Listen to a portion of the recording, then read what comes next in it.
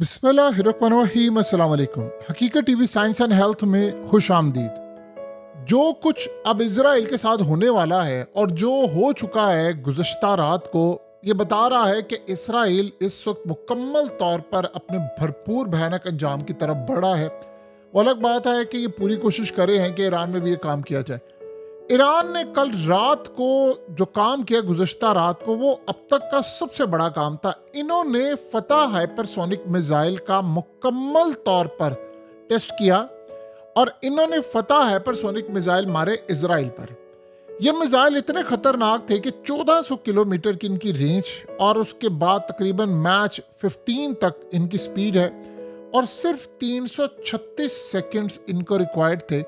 इन्होंने किया क्या है कि इजराइल ने मुकम्मल तौर पर ब्लैकआउट किया, सेंसरशिप की और किसी मीडिया चैनल को फौरन मीडिया चैनल्स को और इसके अलावा इजराइलियों को सख्ती से मना किया कि कोई बंदा वीडियो अपलोड नहीं करेगा, कोई बंदा नहीं बताएगा हमारा नुकसान क्या हुआ क्या नहीं हुआ। उसके बावजूद आप देखें कि ईरान ने जब मिसाइल मारे हैं, उन्होंने क्या किया, उन्होंने दिखाया कि हमने कैसे इन मिसाइलों को लॉन्च किया।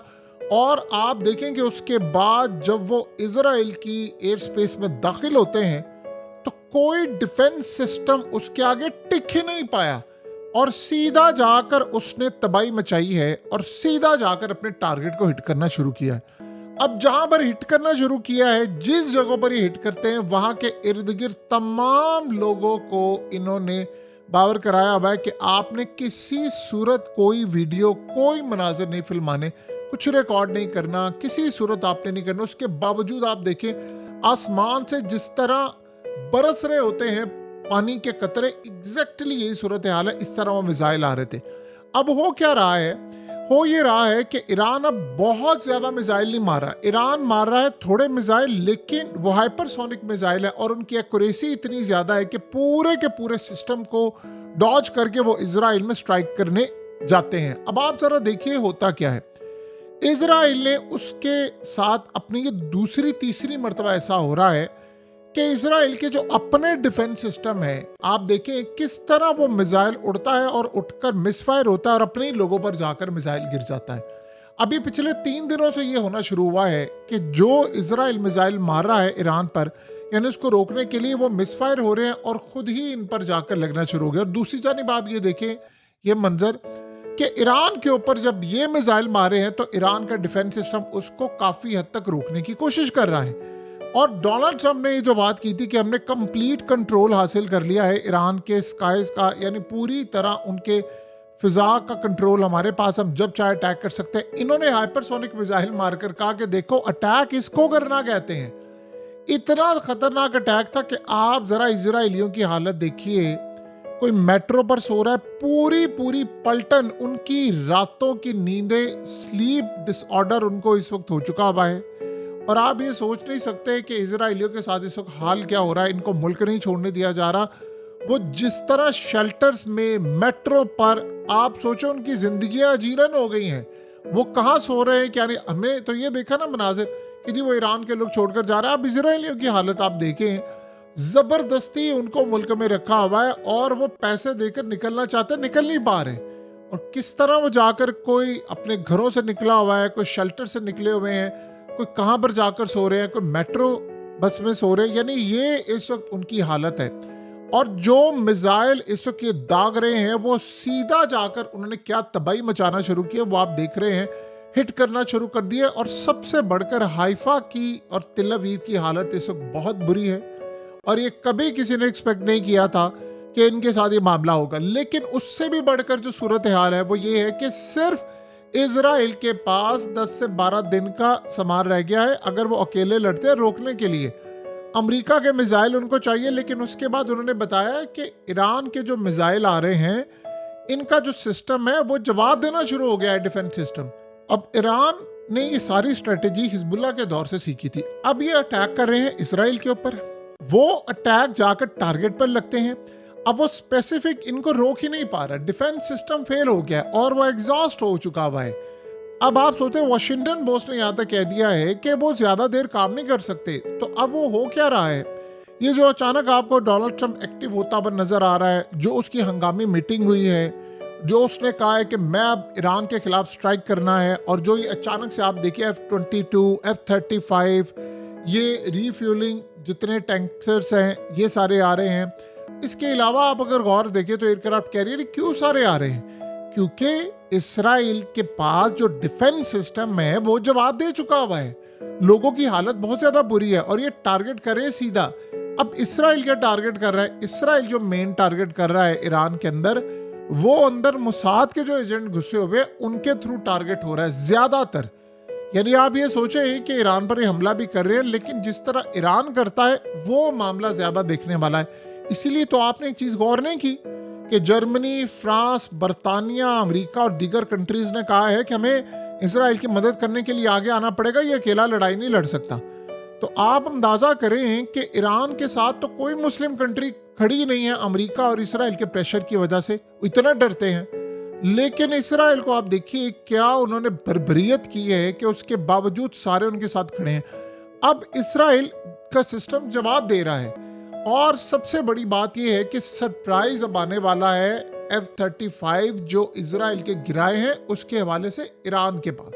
اور آپ یہ دیکھیں گے کہ اگلے چند دنوں میں جو ایران سرپرائز ان کو دے گا وہ آپ حیران رہ جائیں گے کہ انہوں نے کیسا سرپرائز دیا ہے. اب آپ یہ سوچیں کہ ایران نے کہا ہے کہ 3 ممالک ایسے ہیں جن کے پاس، ان کے میڈیا نے کہا ہے کہ جو ہائپر سونک میزائل کی ٹیکنالوجی ہے وہ بہت بہتر ہے. ایک انہوں نے کہا ہے چائنا، رشیا اور انڈیا.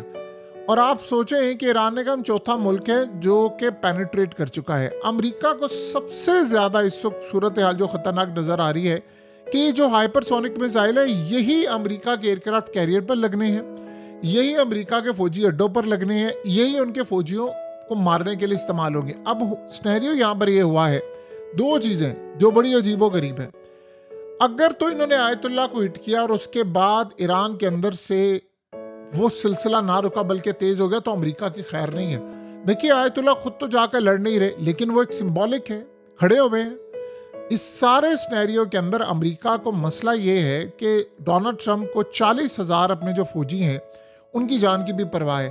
ہوا یہ ہے کہ ایران نے جو مڈل ایسٹ کے اندر کنٹریز ہیں ان سے بات چیت کی، اور کیا انہوں نے کہا، ایران نے کہا کہ ہم نے سب سے بات چیت کی اور انہوں نے ہمیں بتایا ہے کہ ہمارے فوجی اڈے استعمال نہیں ہو رہے آپ کے خلاف، امریکہ خود استعمال کر رہا ہے دوسرے ڈیاجو کارجیا اور دیگر خاص طور پر یہ جو اپنے ایئر کرافٹ کیریئرز لے کر آ رہے ہیں اس کے تھرو کرے، ہم کوئی اڈا نہیں دے رہے. تو انہوں نے کہا انہوں نے ہمیں میک شور کیا ہوا ہے، کیونکہ ہم نے ان کو بڑا کلیئرلی کہہ دیا کہ آپ کے فوجی اڈوں سے اگر کوئی چیز اڑی تو پھر ہم اس کو نہیں چھوڑیں گے. لیکن مسئلہ یہ ہے کہ پھر کس طرح اسرائیل کے طیاروں کو ریفیول کیا جا رہا ہے، کون مدد کر رہا ہے، کہاں سے اڑ رہے ہیں، امریکہ کیسے کرے؟ امریکہ تو پوری طرح اس جنگ میں پارٹیسپیٹ کر رہا ہے. امریکہ فتح میزائل سے ڈرا ہوا ہے، بہت زیادہ ڈرا ہوا ہے. اور ابھی تو آپ یہ سوچو ان کے پاس ایڈوانس لیول کا اگلا معاملہ ہے. یہ انہوں نے جو اب حملہ کیا ہے انہوں نے صرف ٹیسٹ کیا ہے، اب انہوں نے بڑے پیمانے پر اٹیک کرنا ہے. پچھلے کافی دنوں سے اسرائیل کی بڑی بے عزتی ہوئی تو انہوں نے کام یہ کیا ہے کہ انہوں نے پوری طرح میڈیا، جتنا بھی وہاں پر فورن میڈیا تھا ان سب کو نکال دیا یا گرفتار کر لیا ہے کہ آپ میں سے کوئی ویڈیو نہیں بنائے گا. سو آپ یہاں سے اندازہ لگا سکتے ہیں کہ اسرائیل اس وقت کتنی زیادہ بری پوزیشن میں ہے. اور اگرچہ یہ ایران پر اٹیک کریں، اگرچہ انہوں نے کہا ہے کہ تہران سے نکل جانے کا، تو آپ سوچیں نا کہ ایران کے آرمی چیف نے بھی تو بڑا کلیئرلی کہہ دیا ہے کہ تمام کے تمام اسرائیلی شہر چھوڑ کر چلے جائے، تل ابیب اور حیفا. انہوں نے کہا کہ ہم نے تو ان کو کبھی چھوڑنا نہیں ہے. دیکھیے حزب اللہ کے بعد یہ لڑائی جو ایران لڑا ہے یہ بڑی خطرناک ہے. اور ایک بات آپ 1000 دفعہ اپنے دل و دماغ میں بٹھا لیں، ایران یہ لڑائی اکیلا لڑا ہے، کسی نے ایران کی مدد نہیں کی ہے. دیکھیے روس اور چائنا جتنی ہو سکتا ہے وہ کر رہے ہیں، لیکن جس طرح روس کو آگے بڑھ کر مدد کرنی ہے ابھی تک وہ بھی معاملہ سامنے نہیں آیا. اگرچہ وہ کوشش کر رہے ہیں جنگ رکوانے کی، ان کے ڈیفنس سسٹم، لیکن جیسے ایران نے مدد کی ہوئی ہے روس کی ویسے وہ آگے بڑھ کر نہیں کرے، کیونکہ روس کو یہ بات سمجھ آ رہی ہے کہ اس کے گھر کے اوپر بھی آگ لگ رہی ہے. دیکھیے ایران اگر تباہ ہوتا ہے تو اس کے بعد روس اور چائنا نے نہیں بچنا، یہ سارے مل کر اس کی طرف چڑھ دوڑیں گے. اور آپ کو کیا لگتا ہے کہ یہ کھڑے ہوں گے؟ آج جس طرح چائنا چاہے ڈپلومیٹک سطح پر اسرائیل کے خلاف ہے، کیا چائنا کو برداشت کرے گا اسرائیل؟ سوال ہی پیدا نہیں ہوتا. اور روس کا جہاں تک معاملہ ہے تو روس بھی اس وقت کھڑا ہے، لیکن وہ ان پر بھی جنگ مسلط کی ہے. سو آج آپ اندازہ کر لیں گے اسرائیل کی پاور کا کہ لاکھوں لوگ انہوں نے مارے، غزہ میں زمینیں لے لی، تباہی کر دی. سب کچھ کر دیا، اس کے باوجود سارے کس کے ساتھ کھڑے ہوئے؟ اسرائیل کے ساتھ. اور اسلامک کنٹریز میں سوائے مذمت کی اور کچھ بھی نہیں ہو رہا. یہ بھی ایک بڑی حیران کن چیز ہے، اور جس میں اصل مسئلہ یہ ہے کہ دیکھیے امریکہ کا پریشر بہت زیادہ ہوتا ہے اور امریکہ کا پریشر کو برداشت نہیں کر سکتا. مودی ابھی گیا G7 کے اندر، اب پہلی دفعہ اس نے ریزسٹنس دکھائی ہے. ٹرمپ نے اس کو کہا ملاقات کر لو، اس نے انکار کر دیا. تو یہاں سے آپ اندازہ کریں کہ انہوں نے تھوڑی سی ریزسٹنس دکھانا شروع کیا، لیکن باقی شاید کوئی اور ریزسٹنس نہ دکھا سکے.